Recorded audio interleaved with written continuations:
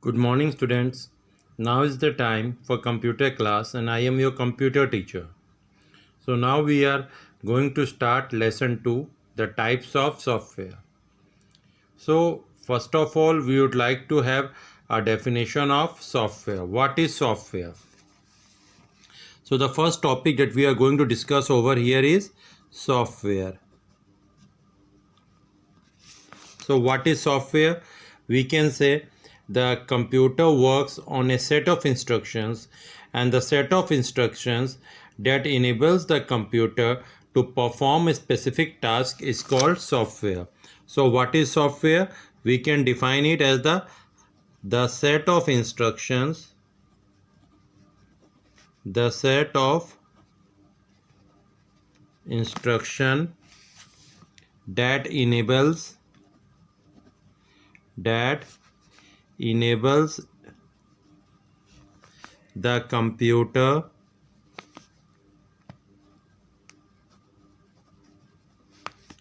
to perform a specific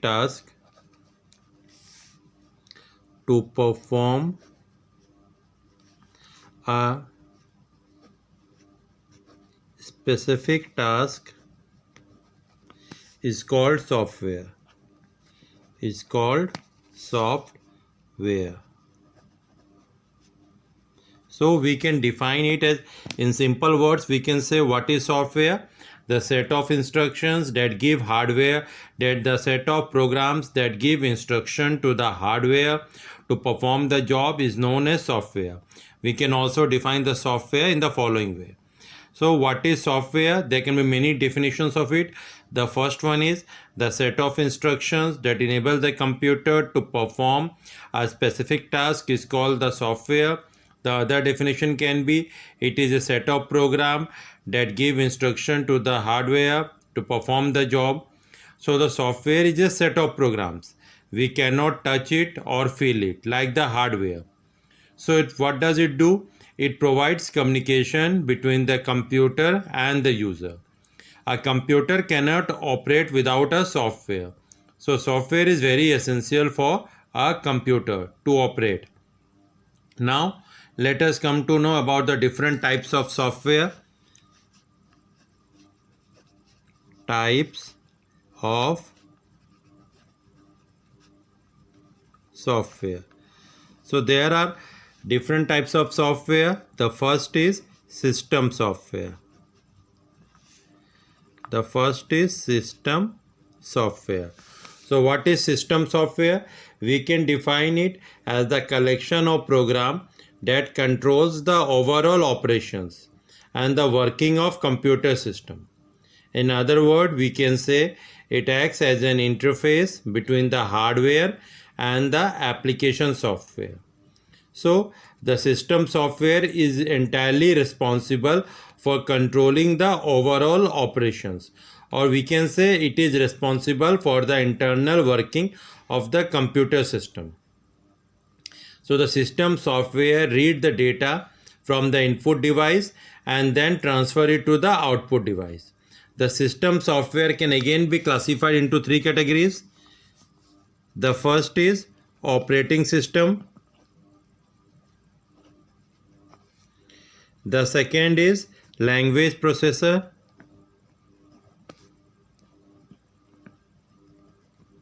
And the third is utility software.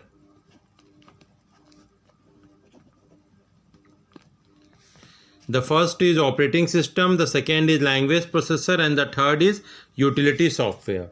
So first, now we are going to discuss about the operating system. We all are familiar with the term operating system. So what is an operating system? We can say an operating system is the first software that is loaded into the computer memory. It manages all the programs. It acts as a link between the user and the hardware and allow both of them to work together. All the computers requires an operating system. So what is operating system? We can say it is a system software that manages all the programs in computer. It acts as a link between the user and the hardware and allow them to work together. So now we have a term called booting. Now there is a term called booting.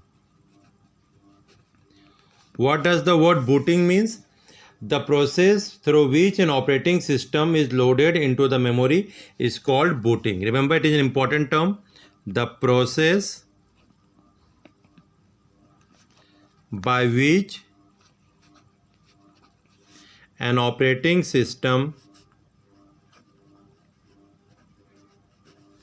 is loaded into the memory of the computer is called booting. So what is booting? The process by which an operating system is loaded into the memory is called booting.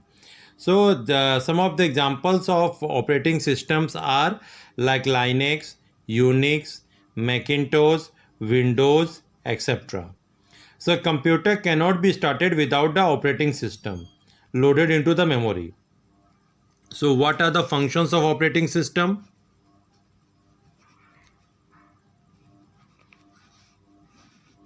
What are the functions? So the operating system first of all control all the devices, either the input device or the output device. Second, it assigns memory to the program whenever necessary. It also clears the memory when the program is not in use. It is responsible for running all application software. It keeps tracks of all the activities in which the information is stored in the form of files. It keeps the track of how the files are created, how files are deleted, how files are transferred, or copy and storage of all the files in the system. So these were some of the major functions of operating system. It also provides security to the computer by providing the option of creating a password. So all these were the functions of the operating system. Let us have a quick recap of the functions. First of all, it controls all the devices, whether it is input device or output device. It assigns memory to the programs. It also clears them when the program is not in use for a longer period of time. It is responsible for running all the application softwares like MS Word, Excel, PowerPoint, etc. It also keeps activities involving any information stored in the form of files. It keeps the track of creation, deletion, transfer, copy and storage of files, the file that you create in the system. And it also provides security. How does it provide security? It provides security by providing the facility of password. So these were some of the functions of operating system. Now we come to the topic language processor.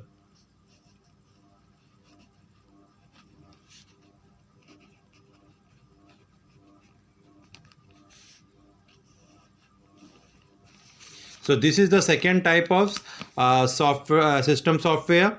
The first one was operating system. The second is language processor. So what is language processor?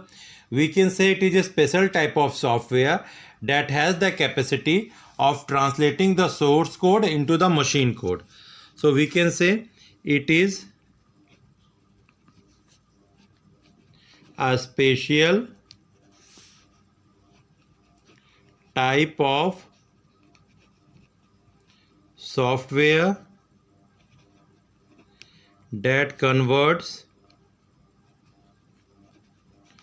the source code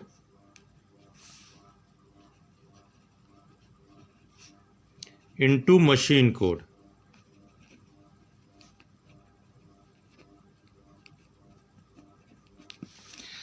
So what is language processor? It is a special type of software that converts the source code into machine code. So it has the capacity of translating the code that we have written in any of the language. It translates all programming language, whether it is C, C++, Java, Python, into the machine language. So the language processor can further be classified into the three types. The first is compiler. The second is interpreter,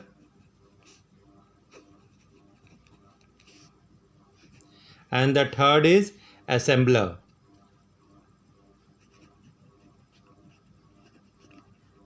These are the three different types of language processor. The first is the compiler. So what is a compiler? We can say it is a type of a language processor software that converts the source code into machine code. It translates the program once before passing it to the CPU. So what does the compiler do? It translates the complete program in one time only. So it is generally translate the high level program into the machine code before the execution begins, and the example where compiler are used are C or C++. Now the next language processor that we have is interpreter. What is interpreter? It translates the program line by line, passing each line to the CPU. So before passing the line to the CPU, it checks whether the line is error free or not. If the line is error free, then only it translates it into the machine code. Otherwise, it displays the error message. The major disadvantage of the interpreter is that it takes a lot of time. So what is the basic difference between the compiler and the interpreter? They both convert the programming language into the machine code, but the major difference is that the speed of compiler is very high because it takes the program into one go, checks them whether they are error free, and if they are error free, it converts them to the machine code. Whereas the interpreter takes it line by line. It takes a single line, check whether it is error free, and if it is error free, it converts them to the machine code. And if there is an error, it displays the error message. So it takes a lot of time. And the third type of language processor that we have is assembler. So what is assembler? It translates the assembly language code, which are generally called mnemonic code, or the source program, into the machine code.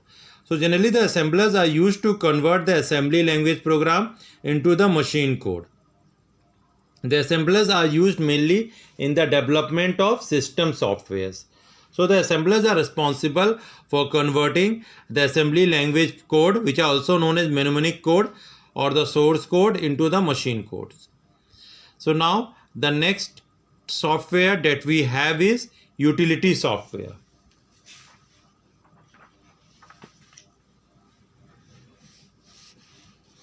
The next software that we have is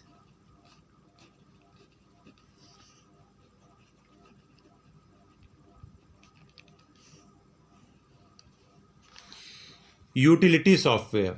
So what is utility software?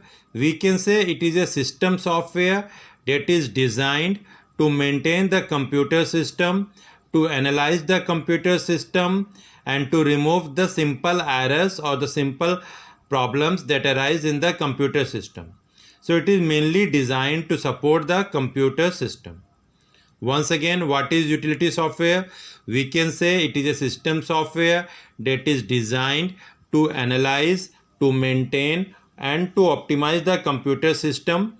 It is designed to support the computer system. It is smaller in size than the program. It may be included in the operating system also, or we can separately install it when required. Now we come to the topic application software.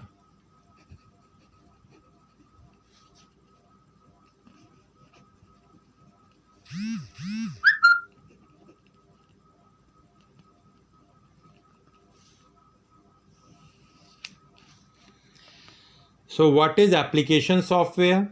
We can say it is a type of software which is designed to perform the specific task. Like different people have different tasks, a student has a different task, the teachers have their own different tasks, the doctor, the engineers, the businessmen, they all have different tasks.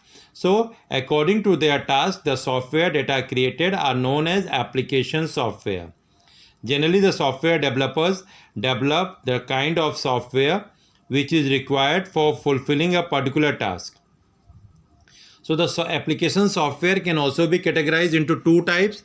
The first is general purpose application software,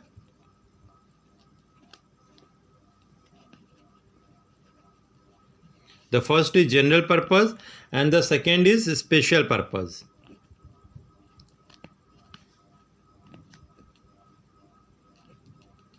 So generally we have two types of application software.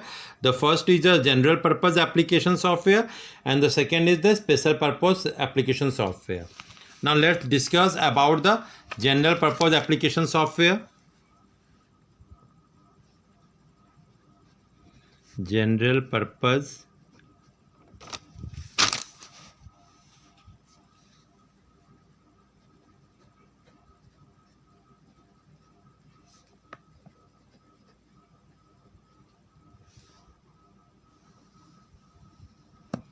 general purpose application software. So what is general purpose application software? We can say it is a type of a application software that can be used to perform variety of tasks. It is not limited to any particular function.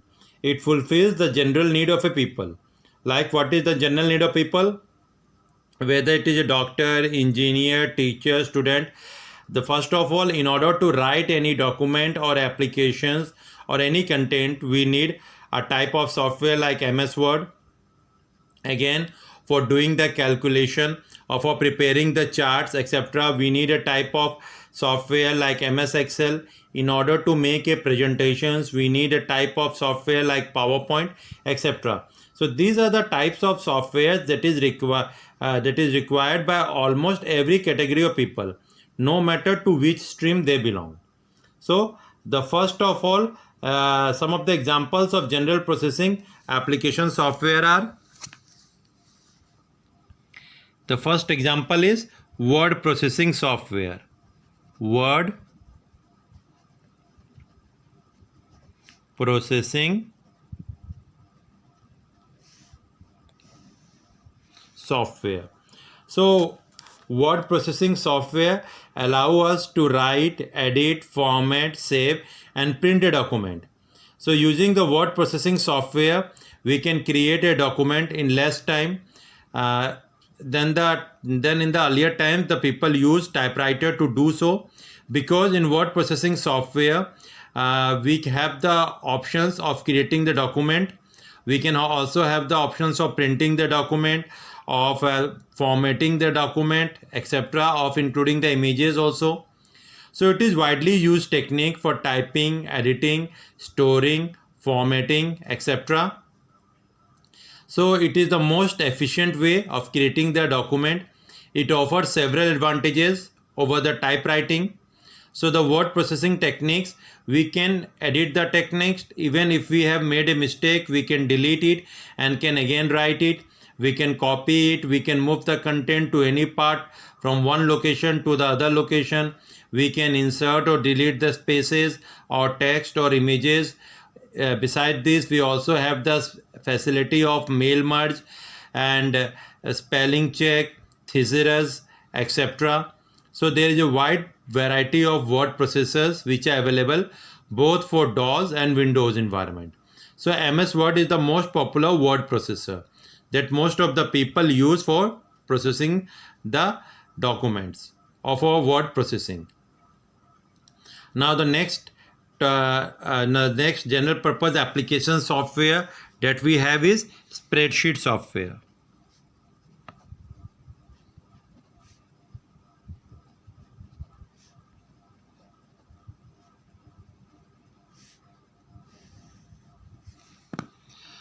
So the first general purpose application software was word processing software. So it was generally used to create, edit, format, manipulate and print the document. Now we have spreadsheet package. So the spreadsheet package is mostly used in business applications where a lot of calculation is required. We generally use sheet of papers with row and columns in order to perform the calculations. So here in the system, we have a spreadsheet that consists of row and column. The spreadsheet packages uses the concept of electronic spreadsheet. Now, what is the definition of electronic spreadsheet? We can say that it is a very big sheet that consists of thousands of rows and columns in which we can store our informations. For example, database and electronic spreadsheets are now becoming essential tools in the storing the informations. The income statements, the annual report, the balance sheet, the cost analysis, the budgets, etc. Are mostly done with the help of spreadsheet package. So there are many products of spreadsheet package. MS Excel is one of them. So till now we have discussed the two word processing application software. The first is the word processing software and the second is the spreadsheet software. Now we come to the third topic of this, that is the presentation software.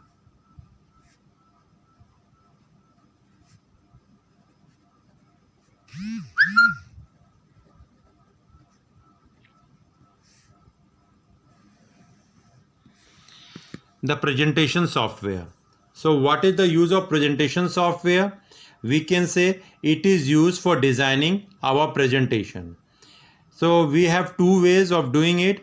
Either we can create the presentation manually by making the charts and posters, and the second is by the help of computer. We have slides over here in which we can add our content, can insert the charts, can insert the images, can make the animation effects, the slide transition effects, etc. So we have different presentation packages like Microsoft PowerPoint, etc., which help us to design an effective presentations, where we also use the animations with different types of sound effects. Now the next general purpose application software that we are going to discuss is database management package.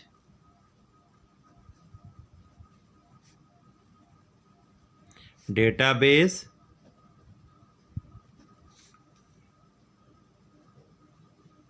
management package. So the business processes are always, in the business we always need a large amount of data to store, to manipulate them and to process them.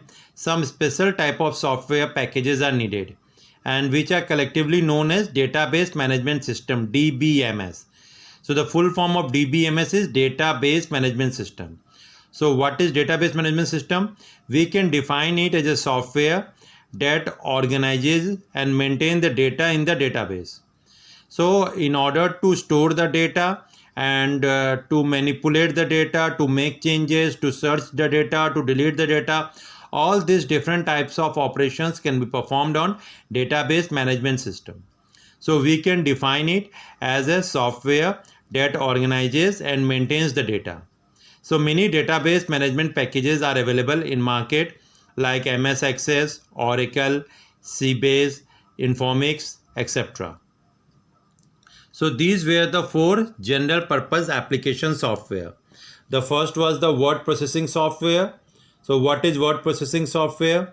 We can say that it is a program that is mostly used to type, edit, store, format, manipulate and print the document with ease. Here we take the help of computer and printer for typing or editing the documents. The next we have spreadsheet package. So what is spreadsheet? We can say that the spreadsheet package it consists of electronic spreadsheet which consists of rows and columns where we use to store the informations. We can also use the calculation on our data. We can create our own formulas, can also prepare chart by the help of the different options available using the data that we have. The next software that we have is presentation software. It is used for making the presentations with the help of computers, in which we can make the animation effects, can create the sounds, can add the sounds in our presentations, etc. And the next that we have is database management package. So what is database management system? We can define it as the software that organizes and maintains the data in the database for providing the informations. The different database that we have is Oracle, MS Access, SQL, etc. So these were some of the general purpose application software. So here I am ending my video. The next topics will be discussed in the next video. Thank you.